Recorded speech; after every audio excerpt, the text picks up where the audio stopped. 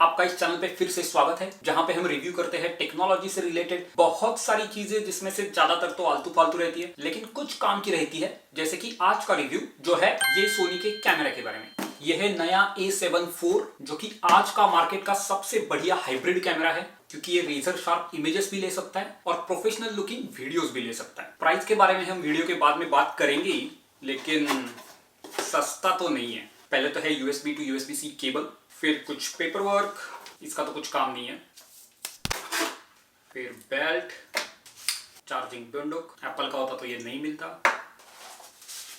Battery.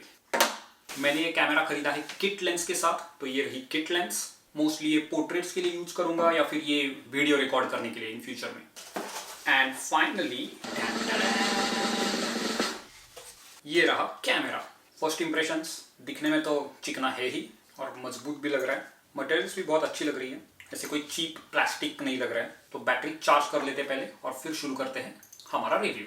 Editor intro लगा भाई।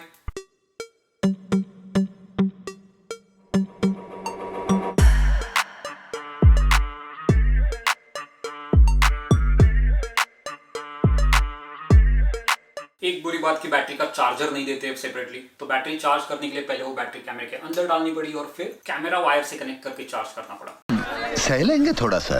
Let me put the lens.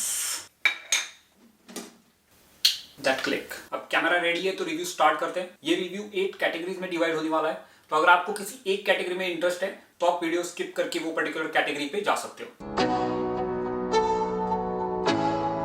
तो रिव्यू स्टार्ट करते हैं डिजाइन से। इसमें से सबसे बढ़िया चीज जो मुझे बहुत दिनों से चाहिए थी वो है ये फुल्ली रोटेट करने वाली स्क्रीन।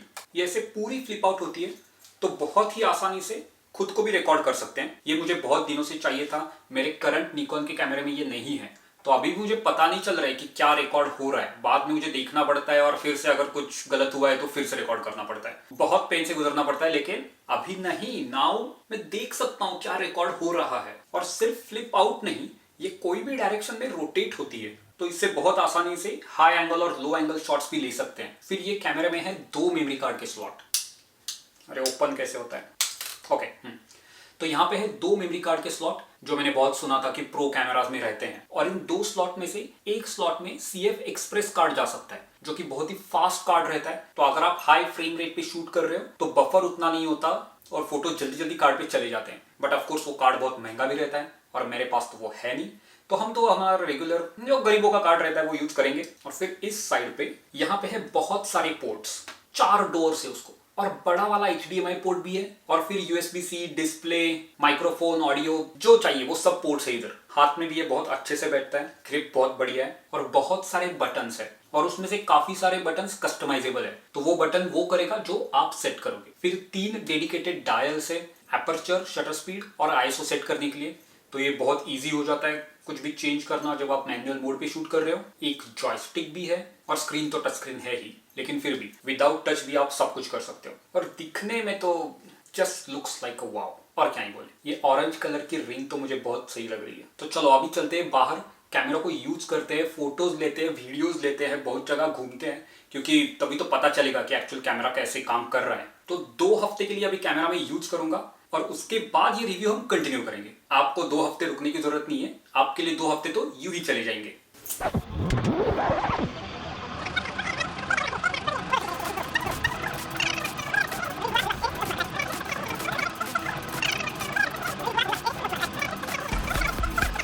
दो हफ्ते हो गए और बहुत यूज किया मैंने ये कैमरा, लिटरली सब जगह पे लेके गया। तो बहुत कुछ है बात करने के लिए, और हमारा रिव्यू स्टार्ट करते हैं पहली कैटेगरी से, जो कि है वीडियो क्वालिटी।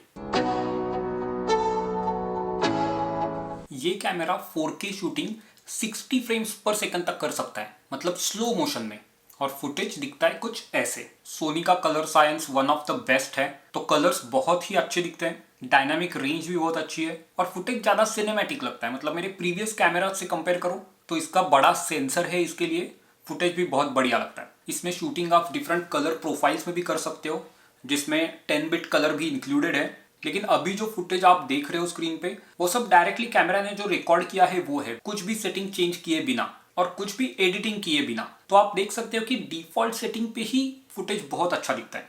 लो लाइट में ये कैमरा बहुत अच्छे से काम किया। मतलब फुल फ्रेम है तो सुना था कि फुल फ्रेम कैमरास लो लाइट में एक्सेप्शनली अच्छा कैप्चर करते हैं, लेकिन मेरे एक्सपेक्टेशंस भी बहुत ज्यादा क्लियर फुटेज आया। शाम को इतने कम लाइट में भी वीडियो बहुत ही क्लियर आया है, ऐसे कुछ ग्रेन्स नहीं दिख रहे और इमेज बहुत शार्प लग रही है। ये छोटे सेंसर वाले कैमरे में हरगिज नहीं होता। और स्लो मोशन की बात करें तो भाई क्या बोले। एक चीज यहाँ पे जरूर मेंशन करना चाहूंगा, जब भी कभी हम 4K 60 फ्रेम्स पर सेकंड में शूट करते हैं तो कैमरा एक्चुअली थोड़ा सा क्रॉप करता है इमेज को, तो हमें इमेज थोड़ी बड़ी दिखती है। कुछ लोगों को ये पसंद नहीं आता, क्योंकि इसका मतलब अगर आप 100 मिलीमीटर की लेंस लगा रहे हो तो एक्चुअली दिखता है जैसे कि 150 मिलीमीटर की लेंस लगाई है। लेकिन मैं बहुत सारी बर्ड फोटोग्राफी करता हूँ और बर्ड फोटोग्राफी में जितना सब्जेक्ट करीब आए उतना मेरे लिए अच्छा ही है। तो मुझे तो ये बहुत पसंद आया कि वीडियो में थोड़ा क्रॉप हो रहा है तो मुझे 4K में और नजदीक जाने का मौका मिल रहा है। अब वीडियो में और एक बहुत इंपॉर्टेंट चीज होती है जो कि है ऑटो फोकस।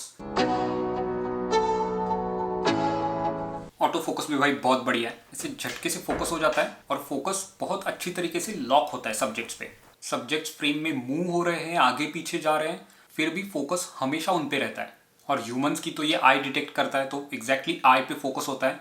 ये तो मेरे पिछले कैमरे में भी था, लेकिन इस कैमरे में सिर्फ ह्यूमंस नहीं, जानवर और पंछियों के भी आई पे फोकस करता है ये। तो कोई भी जानवर हो, कुत्ता या फिर बिल्ली, उसे समझ में आता है कि उनकी आंख कौन सी है और एग्जैक्टली उसी पे फोकस होता है। ये मेरे पहले कैमरे में नहीं था। इससे ज्यादा क्या ही चाहिए मुझे। ये पंछी की आंख वाले फीचर ने मेरा काम बहुत आसान कर दिया है। और मैंने बहुत सारे अलग अलग सिनारियो में ये ऑटो फोकस ट्राई किया, और सोनी की मेरे पास 2 लेंसेज है तो 2 लेंसेज पे ट्राई किया, लेकिन हमेशा ऑटो फोकस परफेक्टली काम कर रहा था।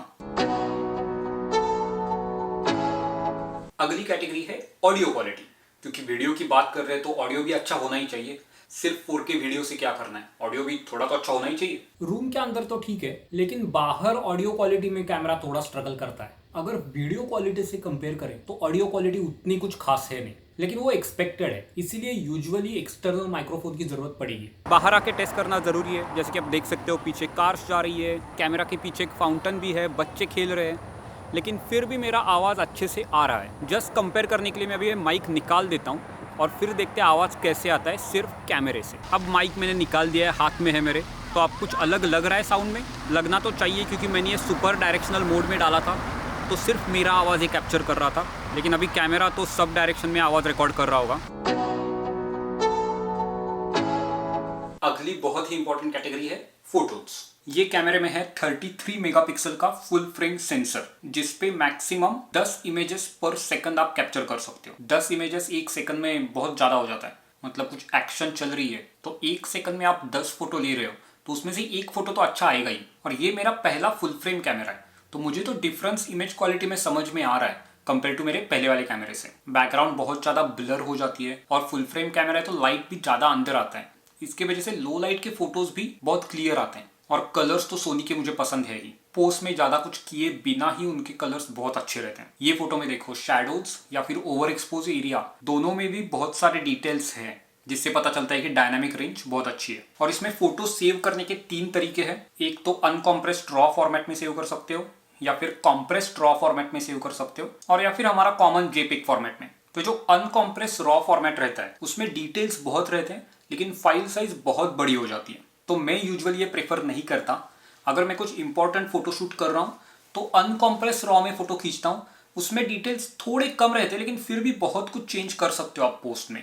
और ये भी मैं बहुत रेयरली यूज करता हूँ कुछ इंपॉर्टेंट फोटो निकाल रहा हूँ तो, नहीं तो रेगुलरली तो मैं जेपेग में ही सेव करता हूँ, क्योंकि हमें कहाँ फोटो इंस्टाग्राम पे तो डालने हैं। फोटोज बहुत शार्प हैं और बहुत सारा क्रॉप भी कर सकते हैं। 33 मेगापिक्सल का कैमरा है तो उसमें भी ब्लर नहीं दिखता। मतलब थोड़ा क्रॉप करने पे इमीडिएटली फोटो ब्लर हो गया, ऐसा नहीं होता है। तो ओवरऑल फोटोज और वीडियोज दोनों ही बहुत सुपीरियर क्वालिटी के आते हैं इसमें। तो सच में ये एक हाइब्रिड कैमरा है।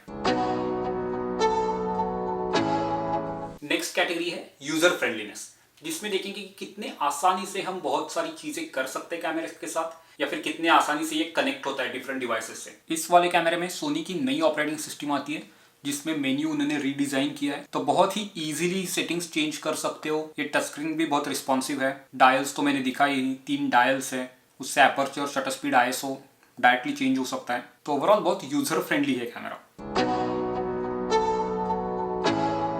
अगली कैटेगरी है कनेक्टिविटी। इस कैमरे से आप लाइव स्ट्रीमिंग भी कर सकते हो, उसके लिए USB यूज करना पड़ता है, और नहीं तो ये कैमरा आप आपके फ़ोन या फिर लैपटॉप के साथ पेयर भी कर सकते हो वाईफाई या फिर ब्लूटूथ के द्वारा, ताकि इमीडिएटली आप ये फ़ोटो फ़ोन पे एक्सेस कर सकते हो। सोनी का एक ऐप भी आता है, क्रिएटर्स ऐप।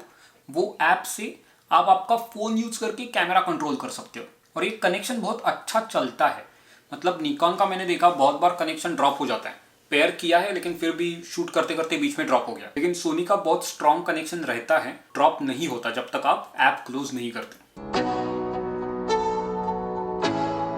अब बात करते हैं बैटरी लाइफ की। इस कैमरे में है 2280 मिली एम्पर आवर की सोनी की NP-FZ100 बैटरी, जो कि सोनी की बेस्ट बैटरी है। वो उसके हायर एंड कैमराज में भी यही बैटरी यूज होती है। तो मुझे तो बहुत टाइम के लिए चली है बैटरी, उतना ज़्यादा चार्ज नहीं करना पड़ा।